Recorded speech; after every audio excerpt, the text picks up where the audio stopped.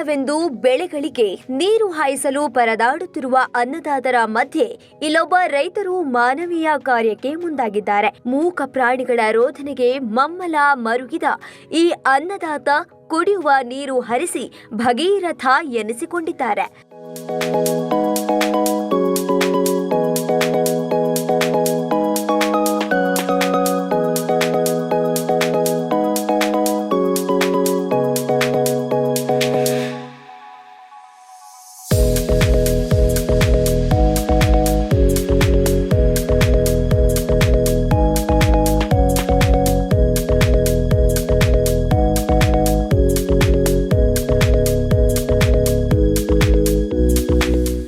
ಸ್ವಂತ ಜಮೀನಿನಲ್ಲಿದ್ದ ಬೋರ್ವೆಲ್ನಿಂದ ಬತ್ತಿ ಹೋದ ಕೆರೆಗೆ ನೀರು ಹರಿಸುತ್ತಿದ್ದಾರೆ ಹಾವೇರಿ ಜಿಲ್ಲೆಯ ಹಾನಗಲ್ ತಾಲೂಕಿನ ಹರಳೇಶ್ವರ ಗ್ರಾಮದ ರೈತ ರವಿ ತಿರುಮಲೆ.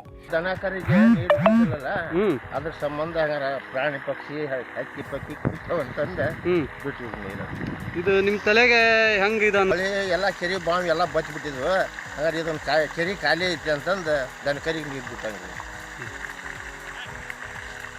ಎಷ್ಟು ದಿನದಿಂದ ಇದು ಬಿಟ್ಟಿದ್ರು ನೀರು? ಇಲ್ಲಿ ಸಾಧಾರಣ 2 ತಿಂಗಳಿಂದ ಬಿಟ್ಟವ್ರು. ಮಳೆ ಬಾರಿದ ಕಾರಣ ಹಳ್ಳ ಕೊಳ್ಳ ನದಿಗಳು ಬರಿದಾಗಿವೆ. ಪ್ರಾಣಿಗಳಿಗೆ ಕುಡಿಯಲು ನೀರು ಸಿಗ್ತಾ ಇಲ್ಲ. ಹೀಗಾಗಿ ಬೆಳೆ ಹಾಳಾದ್ರೂ ಪರವಾಗಿಲ್ಲ, ಜೀವ ಮುಖ್ಯವೆಂದು ತಮ್ಮ ಬೋರ್ವೆಲ್ನಲ್ಲಿದ್ದ ಬತ್ತಿದ ಕೆರೆಗೆ ರವಿ ಅವರು ನೀರು ಹಾಯಿಸ್ತಾ ಇದ್ದಾರೆ.